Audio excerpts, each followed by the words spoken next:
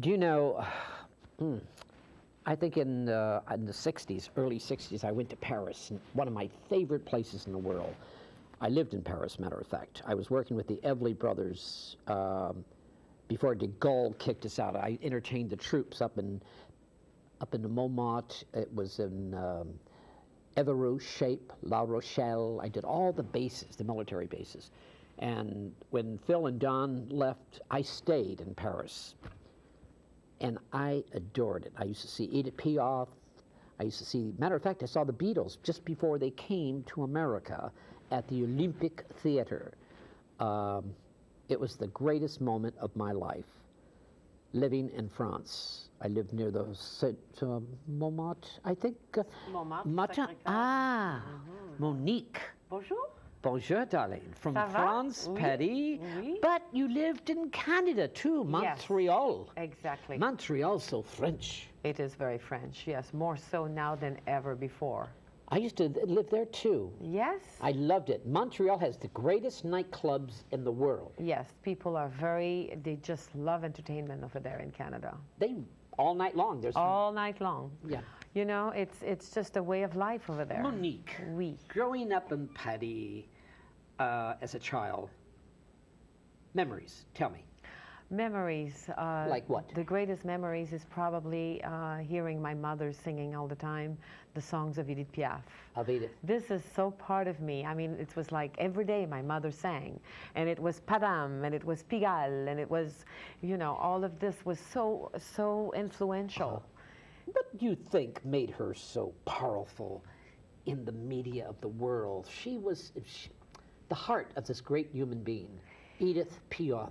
Simple little Pigalle whore. She was a whore, a prostitute. Well, you know, she did a little bit of this, but she was really not a whore. She was just you know a child of the street, very underprivileged, and I think, Skippy, what made her so wonderfully powerful is that she spoke the truth. And she spoke the truth of the people of the world. Her songs were not of pretentiousness. She was very, very simple and humble. Even when she knew, perhaps when she came in New York, and there was a chance for her to become the French girl with the feathers and all of what represented a French woman, which is so elegant. Cafe society, she worked. Edith Piaf remained Edith Piaf, and she was absolutely simple with her little black dress. And when she came in New York, people didn't understand. Who is this? No glitter. No glitter. Who is this woman dying for her man with her little black simple dress? I saw her last performance at a theater outside of Pigalle. Was I don't remember the name of the theater. Maybe you could help me. Maybe theater, Gerby. There could was a be. Gerby Well, anyway, she worked with her husband. He was a Greek.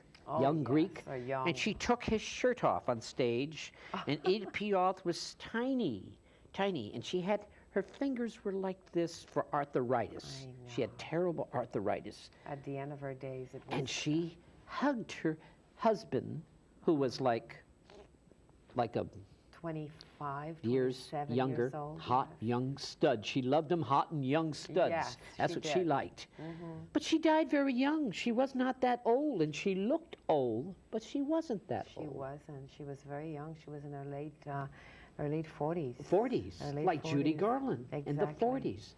But you know, I think a personage like Edith Piaf, for example, carried a pain that was never addressed. I don't think she's ever addressed her childhood.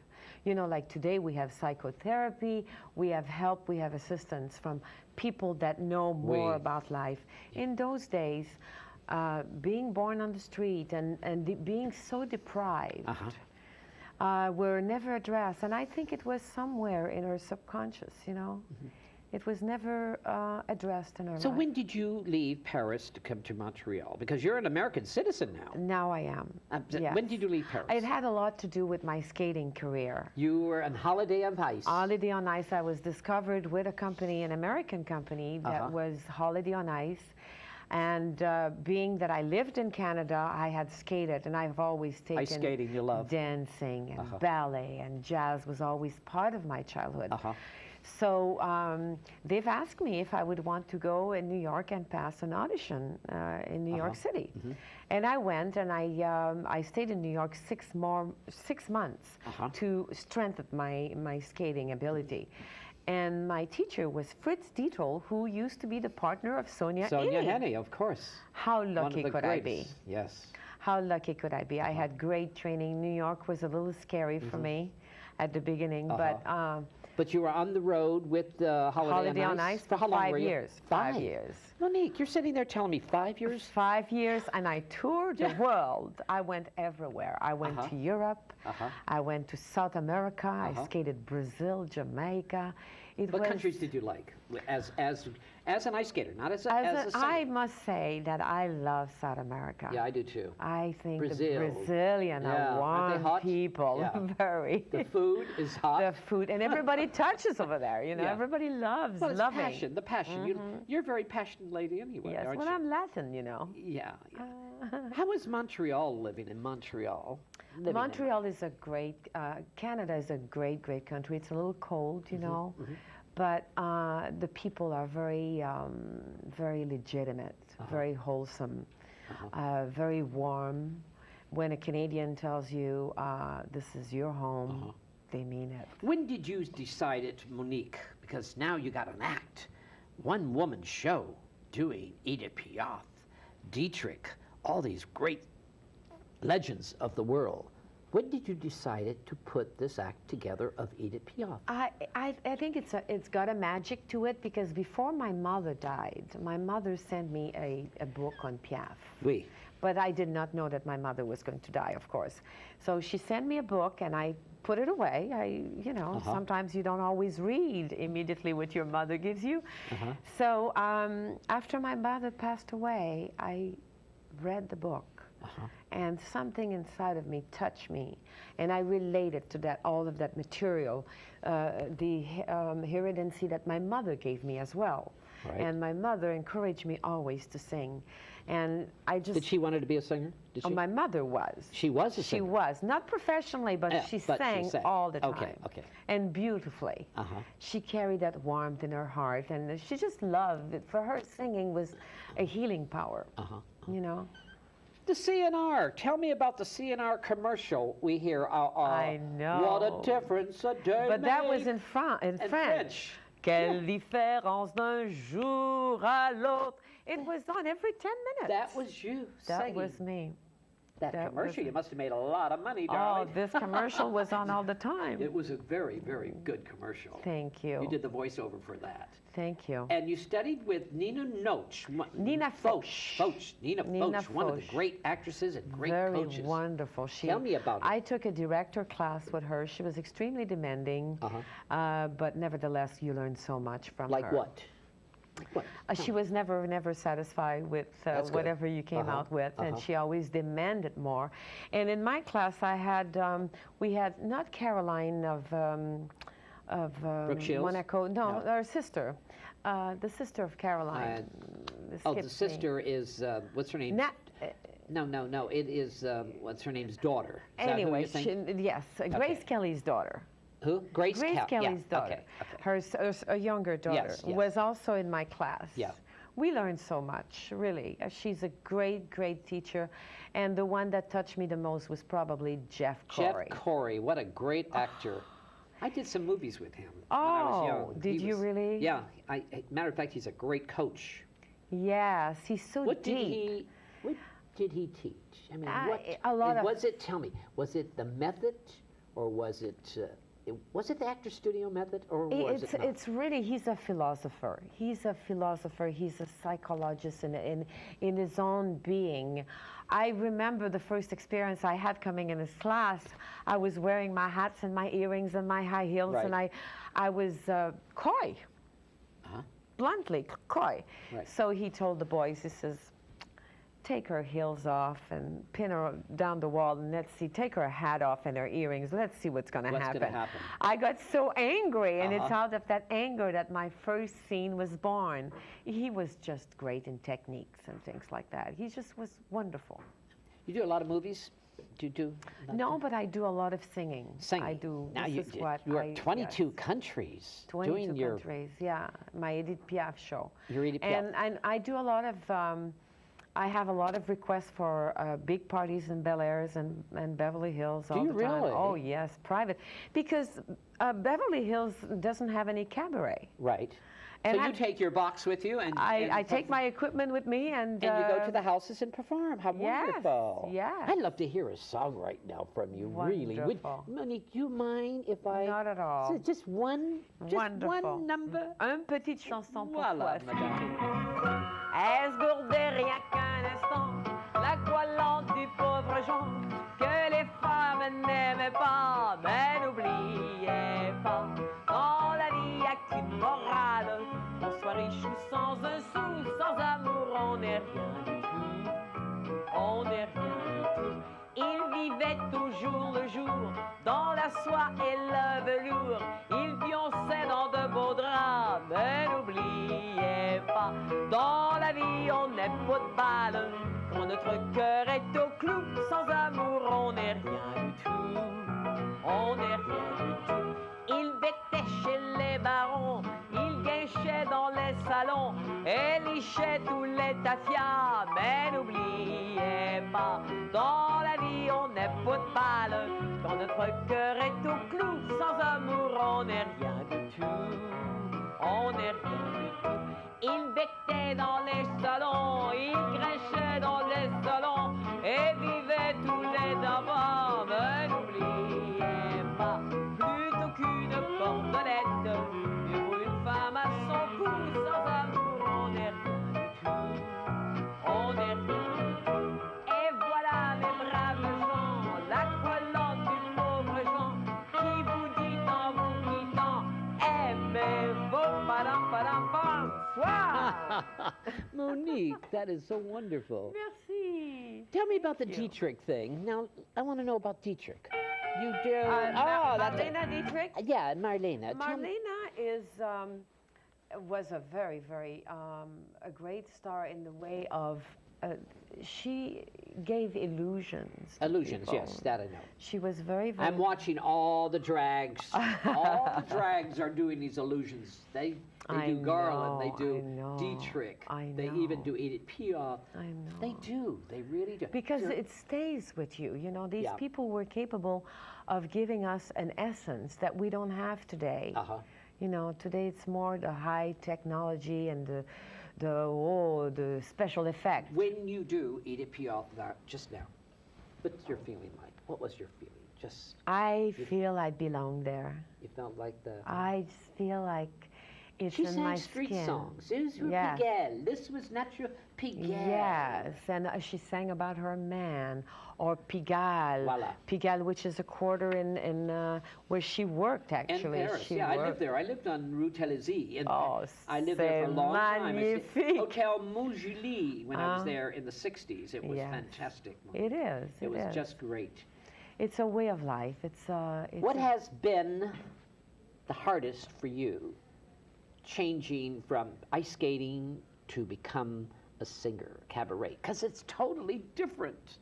Totally. Yes, one is very physical. Right. I think the biggest task is to be very honest. You cannot be a good singer if you're not honest. You have That's like anything- actors- that's like anything no, else. No, an actor can act but cannot sing if he's not being. Well, yes, I guess when you say yes. yes. It's like anything else. But there is something. I think singing is totally related to the soul. Uh-huh. Of course it Totally. is, of course. Looking back, you've had a good time, would you say? Wonderful. Living in America, traveling around the world? Yes, I would say so. I would. Really? Yes, I really Where would you do. like to see this act, of your one-woman cabaret act? Instead of Beverly Hills, let's get away from Beverly Hills. Yes. Let's go out somewhere else. How about the theater in New York or It theater would on be the road? wonderful. I would love to open my own cabaret. Oh, that's good. I'm thinking of I opening love my this own picture cabaret. right here. Can I have the picture of this? Look at this. May I? Look, this is a cabaret picture of you. This would be perfect for outdoors of your behind your. This Exactly. Is perfect. I'm And writing call a it this, one- La Cabaret. Exactly. I'm writing a one-woman show now that deals with. It will tell the story of the real history of cabaret of France. What is the history of The Cabaret? history, the real history. The real history will be really revolve all around my show. Talking about Joséphine Baker. Oui. When Joséphine Baker came in Paris. knew her very well. And Miss Tinguette, whom Maurice Chevalier fell in love with. Right. The story of a little bit of songs of Marlene Dietrich. And Eartha Kitt, who Orson Eartha Welles Kitt. discovered her. That's right. Eartha Kitt was discovered in Paris by Orson Welles. Oh, well, really? This I did not know. Yes, yes, yes. He So we brought her have to back talk about America. her. Would you say, do you like actors? I love actors. You? Yes, I do. Really? I do. You don't find boring sometimes?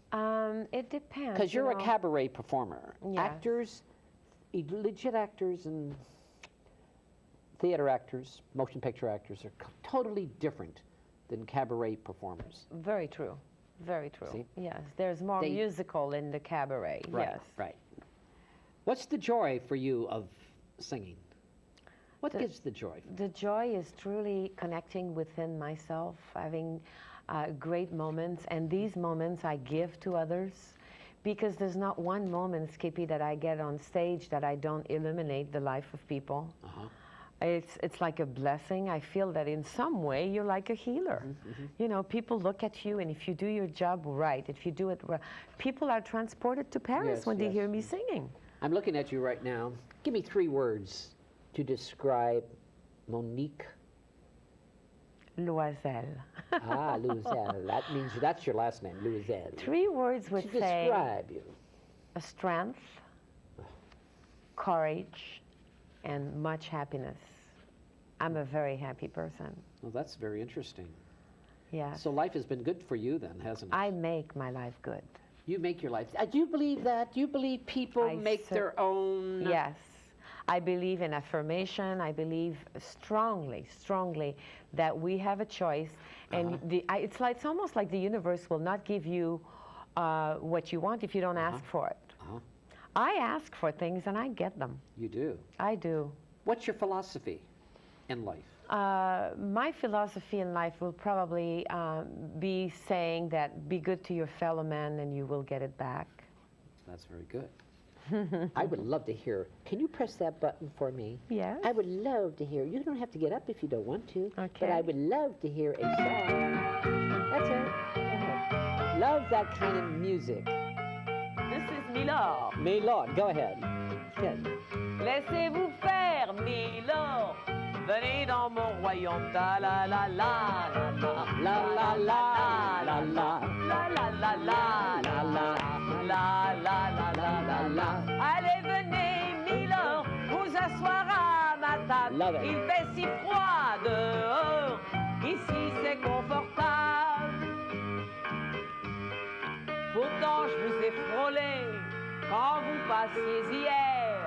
Vous n'étiez pas peu fière, dame, le ciel vous comblait. Votre foulard de soie flottant sur vos épaules. Vous aviez le beau rôle, on aurait dit le roi. Vous marchez en vainqueur au bras d'une demoiselle. Mon Dieu, qu'elle était belle, j'en ai froid dans le cœur. Allez, venez, Milord, vous asseoir à la table. Il fait si froid dehors. Ici, c'est confortable. Laissez-vous faire, Milord. Et prenez bien vos ailes. Vos peines sur mon cœur. Et vos pieds sur une chaise. Je vous connais, Milord. Vous ne m'avez jamais vu. Je suis qu'une fille pauvre, une ombre de la rue. Quand je vous ai frôlé, quand vous passiez hier, vous n'étiez pas drôle. Quand vous étiez passé, elle venait d'après vous, cette drôle mélodie qui passe de temps en temps parmi celui qui pleure. Moi, je suis là, qui vous regarde. Mais mon cher ami, qu'est-ce qui se passe? Venez près de moi. Allez, venez, Milord, vous asseoir à ma table. Il fait si froid dehors. Ici, c'est confortable. Laissez-vous faire, Milord.